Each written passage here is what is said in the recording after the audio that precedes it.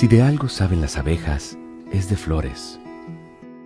Hay de todo tipo y para todos los momentos. Lo importante no es solo su color, tamaño o forma, sino lo que hace sentir cada una. Y para esos sentimientos trabajan. Igual que el Banco Central, que trabaja para hacer florecer la economía y que sientas estabilidad. Para ese sentimiento de tranquilidad. Para ese sentimiento de crecimiento y desarrollo.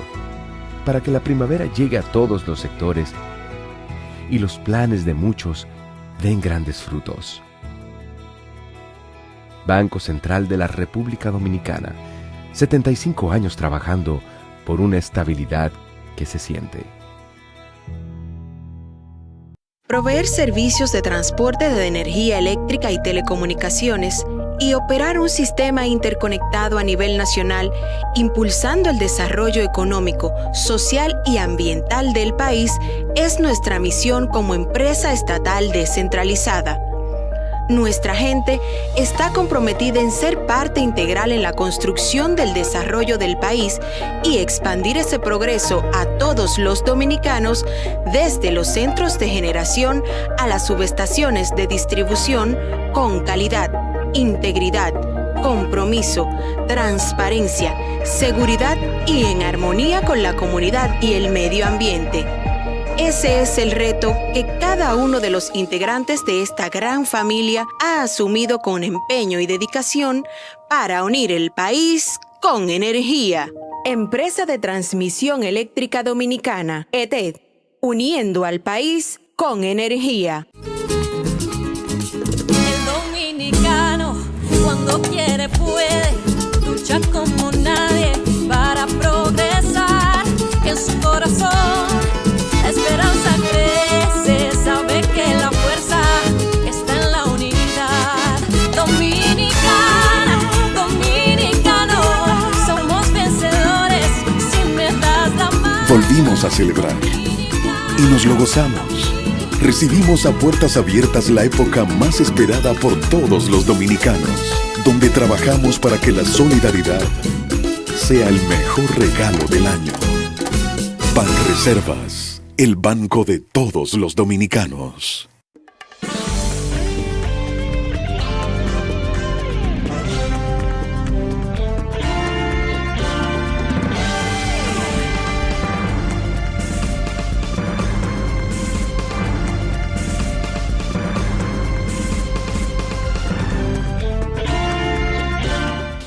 Muy buenas tardes, amables televidentes. Bienvenidos a su cita diaria, crepuscular y nocturna en Del Impacto, que es al final de la tarde, despidiendo el sol y comenzando la noche.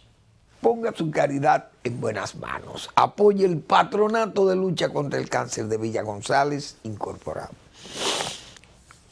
Una institución verdaderamente sana y que contribuye a mejorar o tratar de mejorar la salud de una persona que esté afectada por el cáncer, enfermedad catastrófica, en familias humildes de Villa González y sus zonas aledañas. Y eso es un esfuerzo grande, costoso. Por eso clamamos siempre por esa contribución para que los buenos cristianos, los buenos ciudadanos y ciudadanas hagan sus aportes, pongan su caridad en manos como estas, no pecaminosas, pero además libres de lucro. Y ello es un esfuerzo que contribuye a que esas familias puedan superar una dolencia tan catastrófica como está considerada el cáncer. Es un gesto extraordinario, yo pienso así. 809-443-8010. También el Hogar Escuela Santo Domingo Sabi. Cuánta paciencia, cuánta entrega por parte de los salesianos para formar jóvenes en alto riesgo. Llevarlos, convertirlos en verdaderos ciudadanos. Esa es una labor de polinizadores, he dicho yo, de fecundadores para formar un joven de esto, llevarlo a ser un ciudadano útil. Ese es un trabajo y cuesta dinero también. Por tanto, ¿qué hacemos? Pedir para esa gente, pedir para que esa institución pueda avanzar y sostener sus programas de formación. Avenida Independencia, casi esquina, Avenida General Gregorio Luperón en Santo Domingo, Distrito Nacional. Bueno, vamos a ver, ¿cómo anda ya hablábamos ayer de cómo anda la economía nacional? El Banco Central, como siempre, y su rayo, como siempre, publica. Nos da pedagogía económica, porque todos los meses hace una especie de vaciado ahí de todas las, ¿cómo se llama esto? Los parámetros o las cifras, las estadísticas que avalan esas decisiones económicas, y entonces las opiniones mismas de los organismos que velan por o que vigilan la economía nacional. El banco no oculta informaciones, las sirve, y entonces los lectores podemos leer en la prensa nacional y por todos los medios. Así que estamos debidamente informados. Yo que acostumbro generalmente a leer los precios de algunas de las materias primas más importantes, de las cuales nosotros exportamos e importamos, y nos dan referencias de las variaciones que muchas veces tienen los precios, y eso da una idea más o menos de por dónde andan los tiros, como se dice, por dónde andan las cosas. Hoy, el periódico Hoy, en su sección de economía, nos trae mercados y valores. ¿Por qué quiero hoy destacar un precio que veo aquí? Que hacía días que yo estaba casi, o mejor dicho, estaba en silencio. Silenciado, pero triste al mismo tiempo, porque cuando uno ve los precios de un producto como el cacao, señores, donde nosotros tenemos algunas ventajas, yo diría, comparativas, y hasta de economía de escala, ¿por qué no? Porque es un cultivo muy amplio. Sabemos que está sembrado en muchas áreas del país, aunque tenemos bajos rendimientos. Tal vez no aplicamos para esas definiciones económicas, pero tenemos la experiencia del cultivo, tenemos la geografía, nos ayuda también, ¿por qué no? Los acuerdos, acuerdos multilaterales o bilaterales que tenemos con países importadores de cacao, qué sé yo. Tenemos el clima o los microclimas nos dan una calidad especial de los cacaos de la República Dominicana, eso nos ayuda. Tenemos bajos rendimientos en muchas fincas de bajo rendimiento y pequeñas, tal vez como economía de escala ahí, o de ventaja comparativa. O sea, es difícil de que tal vez esas definiciones económicas, repito, puedan aplicar por la economía de escala. Aumentar, por ejemplo, una producción sobre la base de la productividad puede ser. Claro, puede ser también ampliar áreas. Y la otra que puede ser ventaja, por ejemplo, de abundancia de mano de obra. Es probable que, siempre he dicho que por eso nos miden mal. O nos miden con esa vara de que tenemos facilidades porque nosotros prácticamente esclavizamos a los haitianos y tenemos mano de obra abundante y barata. Por tanto, podemos competir con otros que no tienen esa disponibilidad. Se nos acusa de todas esas cosas también y tal vez tengan razón en algunos renglones. Que la República Dominicana, hay muchos renglones que yo lo he explicado muchas veces aquí, que no aplica para ellos. No le conviene producirlo, por un lado. Y hasta el caso de la minería, que nos vamos a referir también a eso. Pero en el caso del cacao, el precio del cacao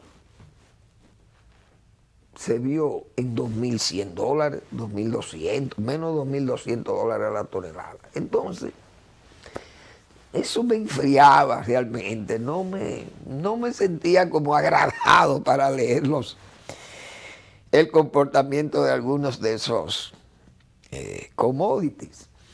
Y entonces, hoy y ayer y el viernes, vi los precios del cacao, cómo han ido subiendo y mejorando. Entonces me animé hoy a leerlo. Y veo que el precio de la tonelada de cacao en el mercado de Nueva York es de $2.640 la tonelada. Y eso me emociona. Me alivia, como dicen. Yo estaba un poco afligido porque soy amigo de ese cultivo y admiro a los productores de cacao porque son tan firmes. Y tan tradicionalista, porque es uno de los pies productivos del país más viejo, igual que la caña, el tabaco, cacao y café. 4 renglones que en años anteriores, diríamos, los últimos 40 o 50, o menos tal vez, pero 40 años para atrás, el país, eso era como se ha dicho siempre, eso era su espina dorsal. Esos renglones de exportación, esos productos mayores para la exportación. Hoy ya no es así. Fíjense que la economía muchas veces nosotros vemos, por ejemplo, el comportamiento del turismo. Son más dinámicos que la agricultura, que todos los renglones juntos. Prácticamente usted ve el turismo, las remesas, las zonas francas, la inversión extranjera, las exportaciones nacionales también, que incluyen producción nacional agropecuaria, pero todos esos renglones, la construcción, el comercio, se ven más dinámicos en la economía que la agricultura misma. Pero no quiere decir que estos productos, aunque hayan perdido espacio en la contribución al Producto Interno Bruto, pero cubren una demanda nacional importante. Por tanto, nos ahorran divisas y además podemos producir divisas. El cacao es un cultivo, como hemos dicho otras veces aquí, que nos permite ser los mayores exportadores de cacao orgánico del mundo. Y no es adanismo, es cifras.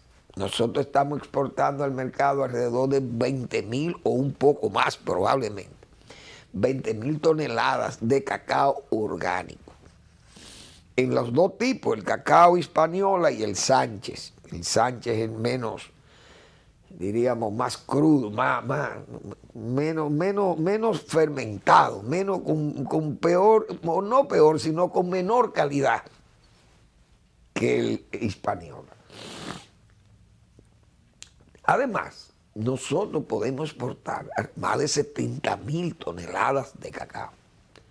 Porque lamentablemente somos malos consumidores de cacao. Tenemos un consumo muy bajo. Y entonces nos permite exportar y somos un país que ocupamos un buen espacio en la exportación, por lo menos más de un octavo. Tal vez en el octavo, séptimo, noveno lugar de exportación estamos en República Dominicana, precisamente por el bajo consumo que tenemos. Y podemos exportar mucha cantidad. Entonces, ese precio alegra a los productores de cacao, porque primero va increciendo, en aumento. Y yo he dicho que me agradaría ver el precio del cacao en $3,000 la tonelada para ver a mis cacaocultores, verlos bollantes de dinero como han estado en otras oportunidades, porque son cultivos que varían mucho los precios.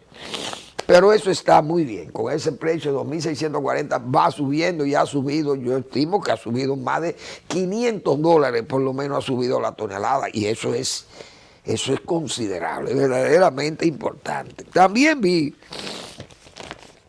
el azúcar 20,27, se le ha mejorado el precio al azúcar, muy importante. No sé cuál será el comportamiento que tiene Central Romana ahora mismo con esa detención de las exportaciones que son por lo menos de esa cuota preferencial. Es más, es casi un 60 o más, probablemente un 60% más de la cuota preferencial de exportación de azúcar a los Estados Unidos. Y estamos hablando de que el 60% de esa exportación, estamos hablando de más de 100.000 toneladas que coloca el Central Romana en Estados Unidos a precios muy buenos. No sabemos cuál ha sido todavía la situación. Los dueños me imagino que estarán en sus cabildeos con esos lobistas y con los senadores norteamericanos y esos congresistas que son de los estados donde están ubicados los grandes productores. Bueno, habrá que seguir esperando, pero si suben los precios, Romana podría colocar en mercados todavía mundiales, difícil, pero bueno. Pero esos productos, el café, 166,75 el quintal, tienen asegurado el mercado local. El azúcar tiene un consumo aquí de más de... Entre Haití y nosotros debemos estar consumiendo alrededor de 500.000 toneladas de azúcar. Porque todo el azúcar refino que consumimos nosotros lo produce Central Romana. Y son más de 100.000 toneladas. Deben ser alrededor de 120.000 toneladas de azúcar refino que consume la industria nacional. Y las viviendas, el consumo familiar. Haití consume azúcar parda, probablemente el exporte en directa, no sé cómo sería el mecanismo de exportación. Pero el país tiene para exportación prácticamente lo que tiene es esa cuota preferencial a Estados Unidos y puede tener alguna partida para Europa dentro del acuerdo EPA con Europa. Entonces, el petróleo, 79,53 el barril. Ese es el precio del petróleo de Nueva York. El de Londres, 84,33. Pero nosotros parece que nos manejamos con el de Nueva York. 79,53. El oro, 1.825,90. Por eso el interés en el romero. Pero República Dominicana, dice Manuel Fermín, no aplica, no está en condiciones de seguir explotando ese oro, buscando incrementar la riqueza de los exploradores y de los extractores de esos metales. El país tiene algún beneficio, es verdad, pero ¿cuáles son los perjuicios que nos deja eso?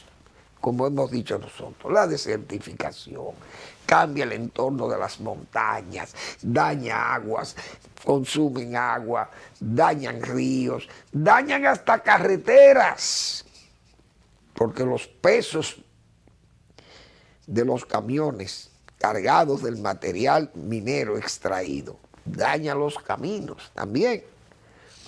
Es decir, República Dominicana no aplica para eso. Por los país pequeño, como hemos señalado muchísimas veces aquí. Aquellos países grandes pueden explotar minas porque botan agua. Un país como Colombia, con 1.141.000 kilómetros cuadrados, se da el lujo de botar agua dulce, la puede botar al mar de tanta que tiene y de tan grande que es. Verbigracia, vayan a Barranquilla o a Cartagena para que ustedes vean aquel brazo de mar que es el río Magdalena.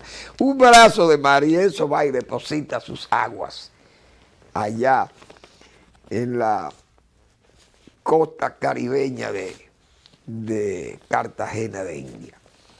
Entonces, República Dominicana, señores, es la 20ª parte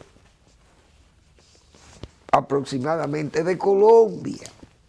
Imagínense cómo nosotros podemos igualarnos a esos países grandes que tienen cultura minera. No podemos. Esa es. No es que la minería no deja riqueza. No, al contrario, deja riqueza. ¿Quién ha dicho que no? Yo no soy antiminero. Yo no soy un proambientalista ni nada de esas cosas, porque yo lo que soy es un racionalista. Yo lo que quiero es que las cosas se hagan con racionalidad. Es decir, este es un país pequeño que forma parte de una isla y nosotros tenemos la 2/3 parte, como yo he señalado, de esa isla. Pero la 3ª parte, la otra parte está perdida porque los habitantes son malos pobladores, sucios y desordenados. Aunque le duela que yo lo diga así, a mucha gente le puede doler, pero a mí me importa. República Dominicana tiene el compromiso de preservarle la vida a aquellos desordenados y a nosotros que somos más ordenados que ellos, pero no es que no somos desordenados también, si no nos controlan y nos vigilan. Tenemos que cuidar las fuentes de agua, que sí es necesario para la vida. El oro no es necesario para la vida. Vamos a la pausa.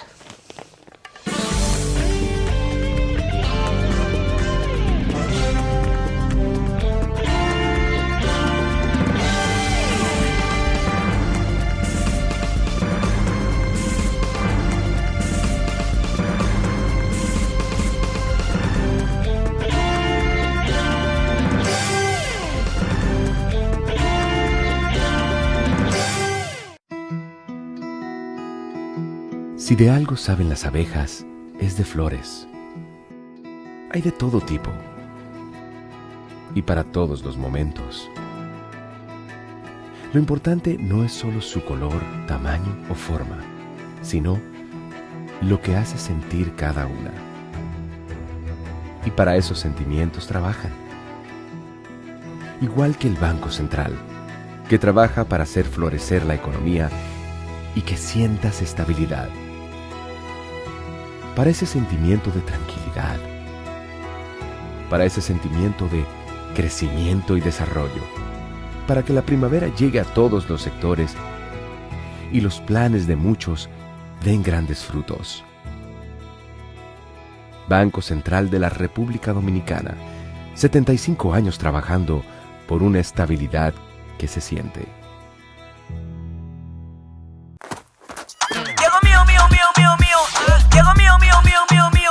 Si tú quieres talante y quieres resolver, Reserva trajo algo que te va a poner a valer. Mío, dile adiós al FT. Mío, dile adiós al FT. Mío, ahora estos son de lo mío, Desde tu celular te lo puedes controlar. Recibe y envía tu dinero ya. Desde tu celular te lo puedes controlar. Paga todo con de lo mío y pila de cosas más. Ahora estos son de lo mío, Mío, la cuenta de pago electrónico es un producto Banreserva.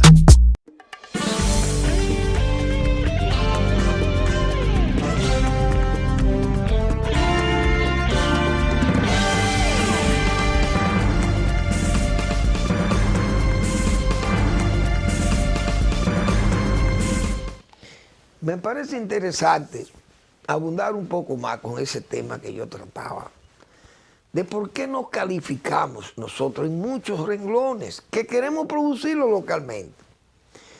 o que no nos conviene explotarlo por los asuntos que acabo de señalar, por ejemplo, en el caso de la minería. Pero, por ejemplo, hay cultivos que yo muchas veces lo he señalado. Aquí el maíz, por ejemplo, porque hay mucha gente que opina y habla y dice las cosas, muchas veces sin conocimiento. El maíz, hay que pensar en esas dos calificaciones, o como decía yo, que tiene la economía, de las economías de escala o de las ventajas comparativas. El maíz, por ejemplo, nosotros necesitamos producir maíz.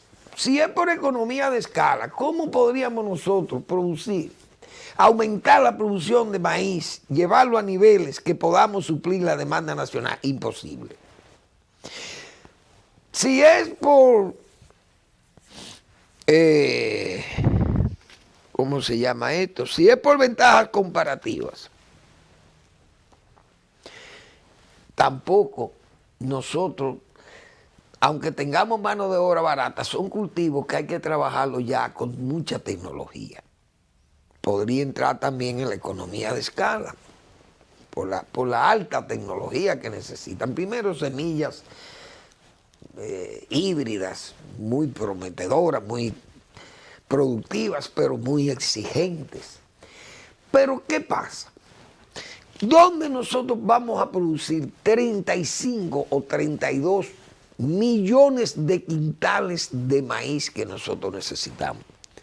No tenemos ni siquiera el espacio. Entonces, por economía de escala y por ventaja comparativa, lo que le conviene a Estados Unidos vendérnoslo a nosotros, porque Estados Unidos puede reducir costos por tecnología y por áreas enormes que tiene, que siembra, que la franja maicera, señores, yo creo que eso se ve de la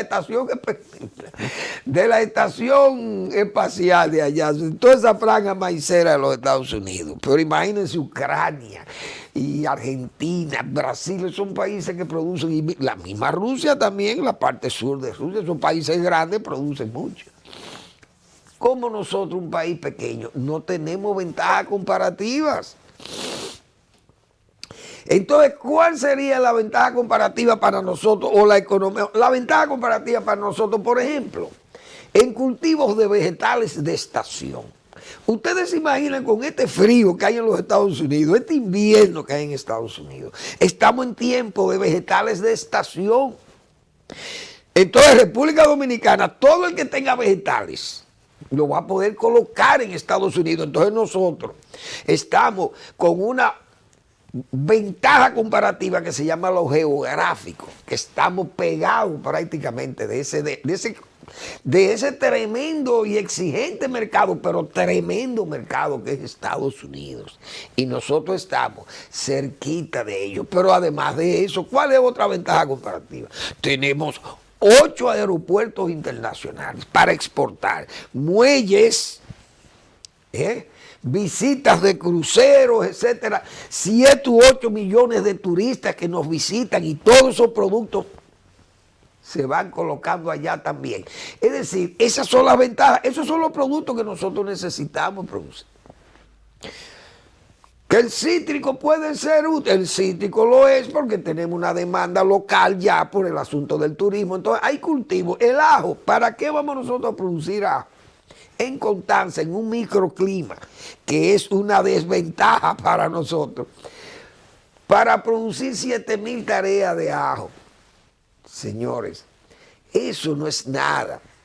Eso son, qué sé yo, 500, 600 hectáreas, qué sé yo, 500 hectáreas. ¿Ustedes creen que nosotros podemos competir o producir un ajo con calidad? Podríamos producirlo con calidad por asunto de tecnología. Pero, ¿cómo vamos a competir en costo? Por ahí vienen entonces las ventajas comparativas que tiene un país como China, que China es un gran consumidor de ajo, por tanto tiene que ser un gran productor de ajo, porque come mucho cerdo y come muchas aves y come de todo. El chino come de todo. Entonces necesita mucho ajo. produce millones de hectáreas de ajo. ¿Nosotros podemos competir con ese producto? No podemos competir. Entonces, esos son productos que tienen que salir de la producción local y darle el espacio, lamentablemente, a las importaciones, porque yo no puedo producir un ajo que me cuesta 100 pesos, comprarlo al productor, cuando el de China me cuesta 30 pesos puesto aquí la libra. ¿Cómo yo le voy a pagar 125, 120 pesos de precio de la libra de ajo a un productor local cuando de China me cuesta 30 pesos ponerlo aquí? Entonces, esas son las cosas para las cuales calificamos y para lo que no calificamos. ¿Para qué califica República Dominicana? Bueno, en cacao no tenemos competidores. Usted produce cacao. Café especiales, tenemos espacio, buenos nichos para el café especial, arábico principalmente. El azúcar, tenemos ya una ventaja geográfica y geopolítica, que también es importante porque Estados Unidos compra ese azúcar a mayor precio que el precio internacional. Los bananos, tenemos acuerdo de libre comercio con los europeos, Estados Unidos, ¿no? Entonces tenemos esas ventajas para producir el banano bajo acuerdos, porque si es por competidores, nos sacarían lo de la zona dólar, como le llaman. Es decir, que nosotros tenemos esas facilidades, pero tenemos esa desventaja. ¿Vamos a producir qué? Vegetales. Productos que podamos colocar en mercados que no están exigiendo que produzcamos. Eso si nos piden aguacate, como yo he señalado muchas veces ahí, y le he puesto las imágenes, vamos a producir aguacate, guanábanas, porque vamos a ganar buenos espacios de exportación, buenos nichos de exportación. Y en sentido práctico, lo que necesita un productor es ser competitivo, tener buena producción y ser competitivo. Ese productor de aguacate y ese productor de guanábana en República Dominicana, que se llama Manuel Castillo Pimentel, Macapi, esa guanábana tiene mercado, usted puede estar seguro que gana mercado. Y esos aguacates que Manuel presenta ahí en su caja ya para exportación, también tienen mercado porque se produce con calidad y con productividad, con rentabilidad. Y eso es competitividad. Podemos competir con los demás de la zona, que no son pocos. Esa es la pura verdad. Bueno, después de esa pedagogía, bueno, vi un caso también. Ayer yo hablaba de los autoritarios, señores, pero yo creo que andamos locos. Ahora sale un señor en Turquía. En Turquía es un país musulmán, pero hubo una vez una revolución prácticamente que lo hacía laico el país. Era lo de Atatürk. Kemal Atatürk fue un líder extraordinario, tremendo, y fue modélico para las reformas agrarias aquí en todos estos países de América Latina. Balaguer lo interpretó mucho en materia de reforma agraria. Entonces Turquía es un país laico, era un país que se veía casi europeo, pero ese país se ha ido convirtiendo como, ha vuelto a ese islamismo fanático y bueno, ya se están dañando, se han dañado, mejor dicho, con eso. Vi que un ministro de ahí ha señalado, o el primer ministro, no sé, ha señalado que hay corrupción cultural, porque allí se va a celebrar Año Nuevo, que celebrar Año Nuevo en esos países musulmanes, eso es corrupción cultural. Dios mío. Y esa gente quiere ser parte de la Unión Europea, quieren ser parte de Europa. Pero ¿y un comportamiento así? ¿Cómo usted va a tener un comportamiento así? ¿Cómo usted va a encajar con estos países europeos que son todos cristianos? O copto, ortodoxo, cristiano protestante, cristiano por vía de los católicos, anglicanos. Pero ¿cómo usted puede contar? Esa Europa antigua y viejísima, esa Europa es cristiana. ¿Y qué es lo que usted busca entonces? Pero son cosas disparatadas de todos. Decía yo los autoritarios, porque es que esto es una lucha entre democracia verdaderamente entre democracia y dictadura. Fíjense el comportamiento de Bolsonaro. Él quiere copiar a Trump. No va a asistir a la toma de posesión de Lula. Error. El comportamiento que tuvo Trump tampoco fue a la de Biden. Pero aquí Danilo Medina igualito. O sea, todo ese trujillito de Danilo Medina, como fue descrito por el señor Leonel Fernández, ese espíritu de trujillito lo llevó a no ir al Congreso, a entregar la banda presidencial en forma pública como tiene que ser. El ceremonial, el protocolo, no salió, fue por una puerta, una puerta falsa del Congreso, a entregar allí en forma verdaderamente odiosa, por no decir penosa, ¿no? Odiosa para la democracia nacional que ya está madura.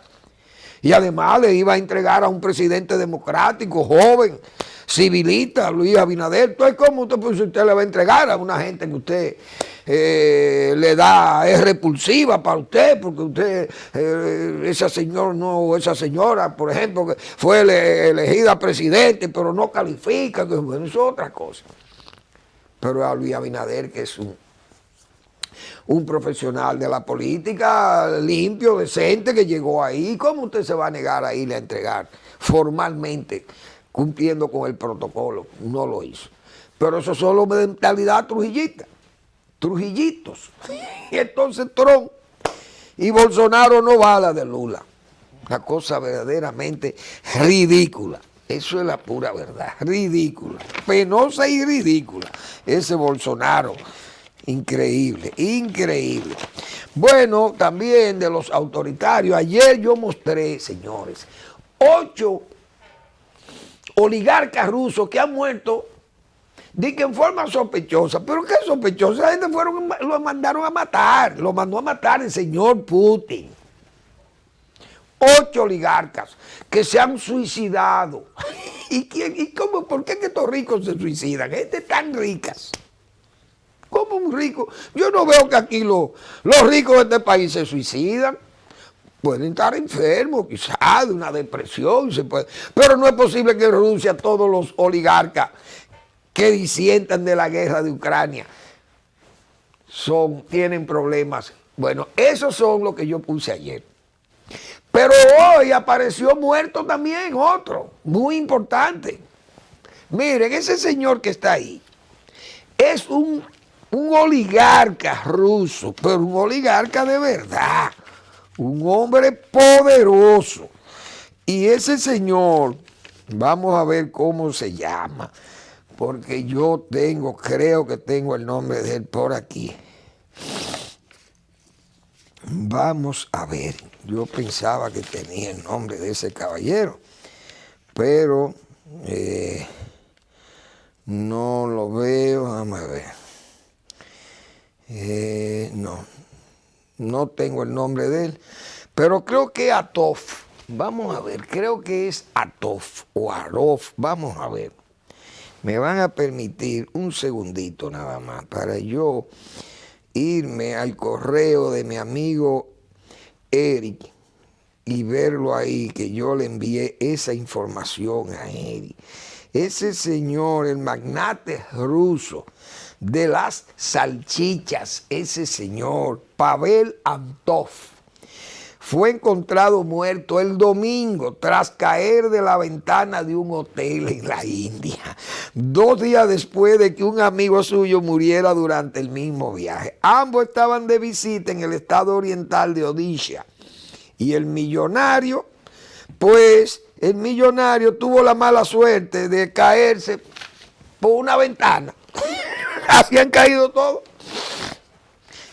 Se derrican por una ventana de un hotel y de un hospital. Señores, pero eso es una vergüenza. ¿Pero en qué país se ve una cosa igual así? Que un presidente mande a ejecutar a sus amigos. Eso es increíble. Yo realmente, yo me río, porque eso es risible, por no decir frustratorio, para ver en una Europa como la parte rusa, europea. Esta es su gente, todos de Europa, vamos a decir así, son de la parte europea de Rusia. Y San Petersburgo, Moscú, qué sé yo, que son las ciudades más importantes. Pero ¿y cómo es posible que esta gente estén falleciendo en forma tan no sospechosa? Porque ya eso no es sospechoso, ya eso se sabe, tan evidente. Sus muertes que son provocadas. Increíble. Propio de los autoritarios de Xi Jinping, los autoritarios de... Fíjense cómo mandan a matar a un periodista. ¿Quién lo van a matar? Un señor, el príncipe Mohammed bin, qué sé yo qué, Saleh o Salah, bin Saab, qué sé yo, cómo que se llama ese señor de Arabia Saudita. Son todos iguales. Vamos a la pausa.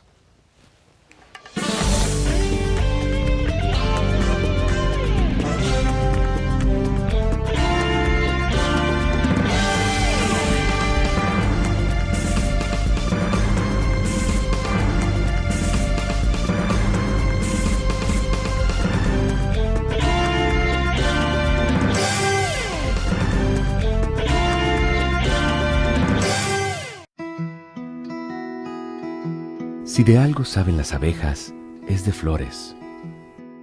Hay de todo tipo y para todos los momentos.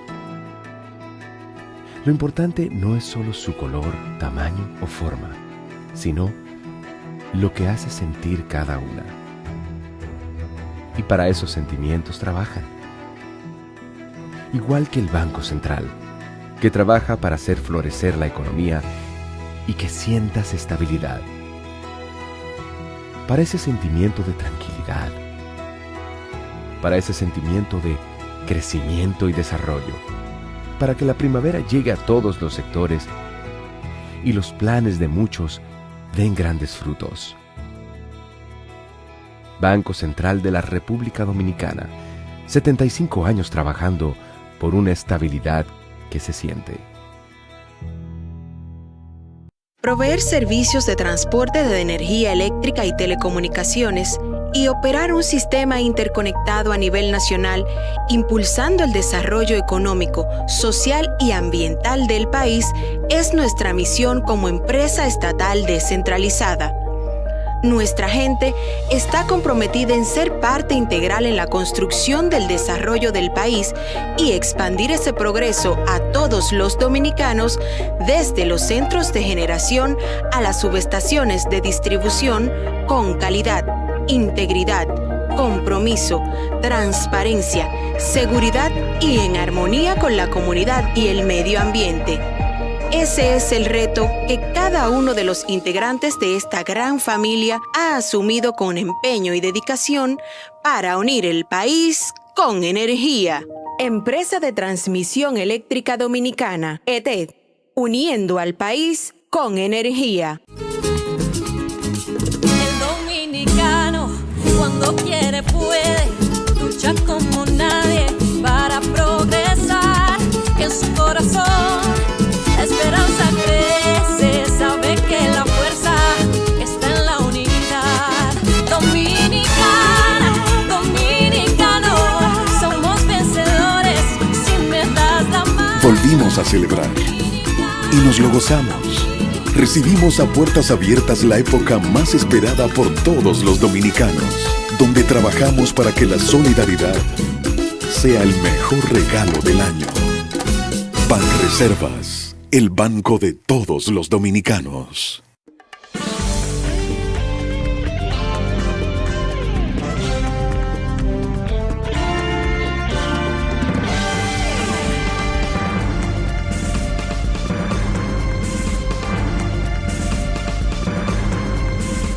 Bien, el gobierno cada día como más reacio a hacer las cosas bien, digo yo, muchos funcionarios. ¿Por qué actúan en forma como tan a tontas y a locas, como yo he dicho, a tientas? El gobierno va a tientas en muchas cosas. Ese caso de los censistas, señor, pero eso es una barbaridad. Tanto que se advirtió lo de ese censo, pero ¿qué va? El gobierno no pensó, va mal. Siga, que tiene que seguir así, porque nosotros queremos que sea mal. Pues bien, pero nos perjudicamos todo. Dinero perdido, dinero botado. Así ha pasado. Fiona, la brisita de Fiona. Fiona, tantas veces. Yo decía, señores, los daños, vamos con las brigadas para desescombros de los daños de los ciclones, esa cosa se paga, el desescombro de las parcelas, los agricultores agradecen eso. No me hicieron caso. Vi que mandaron brigadas, pero uno no sabe. El gobierno se inventó, vamos a dar 5.000 millones de pesos, 1.000 pesos por tarea a todos los daños agrícolas. El robo vino. Fíjense las denuncias que yo he hecho aquí, que no he hecho más que leer lo que han dicho verdaderos productores. Fenarroz la semana pasada. Lo que dijeron ahí los directivos de Fenarroz. 350 y 360 mil pesos cheques entregados a quienes, a gente que ni tierra en las uñas tienen, dicen ellos. Cheques emitidos por el Ministerio de Agricultura. Pero ya yo había dicho antes de eso, pero esto me confirmaron el acerto, como se dice. Es decir, yo no necesité muchas cosas para abrumarles a mis telespectadores, sino que me lo confirmaron la gente de Fenarroz. Ahí está la brisita de Fiona, robarse dineros para eso. ¿Qué nosotros hacíamos? Porque también hay que hablar de uno, lamentablemente, aunque suene y se oiga mal. Es verdad, se puede oír mal, pero tenemos que decir estas cosas, porque así fue que nos enseñaron nuestros mayores y nuestros maestros de la política del país. Aquí cuando vino el ciclón Jean, por ejemplo, en agricultura nos dimos cuenta que necesitaban apoyos los productores afectados. ¿Qué se hizo con los dueños, por ejemplo, de factorías de arroz de la reforma agraria? Que no tenían los recursos, tal vez no tenían buenos seguros, etc. El gobierno dispuso 15 millones de pesos, el ministro de Agricultura y el gobierno. Miren, vamos a reparar esas factorías de los parceleros de reforma agraria que fueron afectadas. Y fue y se le dio apoyo. Brigadas de desescombros, 100 brigadas de desescombros para ayudar a los productores a limpiar las parcelas, tanto cacaotera o cocotera, qué sé yo, había cultivos, plátanos, etcétera, etcétera. Se ayudó, gente de ganado, etcétera. Ahora, ¿con qué cajitas nos aparecimos? Y me voy a incluir ahí porque yo estaba en el ministerio en ese momento. ¿Con qué cajita nos aparecimos nosotros al campo? 50 mil quintales de abono se le entregaron a los productores afectados. Pues no le dimos cheques con dinero, no. Se le entregaba, ¿qué? Las cajitas conteniendo, ¿qué? Abono químico, 50 mil quintales. O ajuares que perdieron los productores por el ciclón, las lluvias, los arrastres de las riadas, etcétera, los deslaves, etcétera. Entonces se le daban sillas, mesas y cosas de esas, y hasta colchones y de todo eso. Eso fue lo que se repartió, pero no se daba dinero. Pero este gobierno prefirió hacerlo al revés. La brisita de Fiona, que fue un huracán. Entonces, dinero, 5.000, se roban 3 o 4.000. Y entonces el gobierno no puede seguir así, no se puede obrar así. Entonces el gobierno está actuando en forma, como se dice, en forma no institucional, sino medio sectario. No respeta o está gobernando de acuerdo a las siglas de su partido político o de los intereses que puedan haber dentro del gobierno luchando ahí. Esas cosas no están bien, el gobierno tiene que cambiar eso. Yo no sé si el presidente, pero es que no tiene asesores. Este es un gobierno que no tiene asesores. O por lo menos asesores que no sean sectarios o no sean partidarios. Fíjense ya la incomodidad que se ha encontrado el gobierno con el fideicomiso. Ya se ve que van a privatizar, que para entregar las obligaciones, no el patrimonio solo. O sea, entregar el patrimonio del Estado. Hemos dicho nosotros aquí con este asunto de los títulos definitivos, fíjense cómo han ido al liquidacionismo agrario. Yo lo he dicho 1000 veces aquí, a la contrarreforma agraria. Gente sin probanzas, se le entrega un título definitivo, sin conciencia, sin probablemente conciencia vocacional para producir, qué sé yo. Y le entregan un título definitivo, o paga para que se lo entreguen, porque es que ya uno ve las actividades que ejecutan mediante el soborno, el pago, la coima. Y esas cosas tienen que superarse. Pues ahí ahora ya se le acusa al gobierno de ir sobre la base de entregar las obligaciones del Estado. Es decir, hacer una carretera, eso es asunto del Estado, o un puente, o una planta de tratamiento. Yo dije aquí una planta de tratamiento, yo creo que tiene un fideicomiso. En el este, yo creo que, pues no sé dónde, yo creo que fue en Higüey que vi eso. Una planta de tratamiento de aguas negras, cosas que son obligaciones de los estados, de los gobiernos, pero el gobierno se ha ido por esa situación y entonces ha recibido una granizada de crítica de la oposición, que se ve que no está durmiendo la oposición, PLDista, Fuerza del Pueblo, todo el mundo le cayó encima al gobierno con el asunto del fideicomiso. Esas cosas, el gobierno tiene que evitar eso, el gobierno tiene que actuar más institucional y dejar de ese sectarismo o apegado a siglas partidarias. Tiene que tener cuidado porque esas cosas... Medio ambiente, esa es otra cosa que uno no sabe. Dice el señor que ya él duerme tranquilo porque tuvo una reunión con un grupo de ambientalistas. Pero vamos a poner el caso de los haitianos de Aguas Blancas, de contar. ¿Quién está atendiendo esas cosas? Nosotros aquí, peleando con los mineros, para preservar este país, cuidar este país para las generaciones futuras. Y entonces miren lo que vienen a hacer los haitianos aquí. Y medio ambiente, dice el ministro, que ya él puede dormir tranquilo y el país cogiendo fuego, como dice. ¿Usted sabe lo que es eso? Eso es la entrada de Aguas Blancas en Constanza. Un área como Constanza que no puede estar, un haitiano no cabe en Constanza, pero eso lo saben.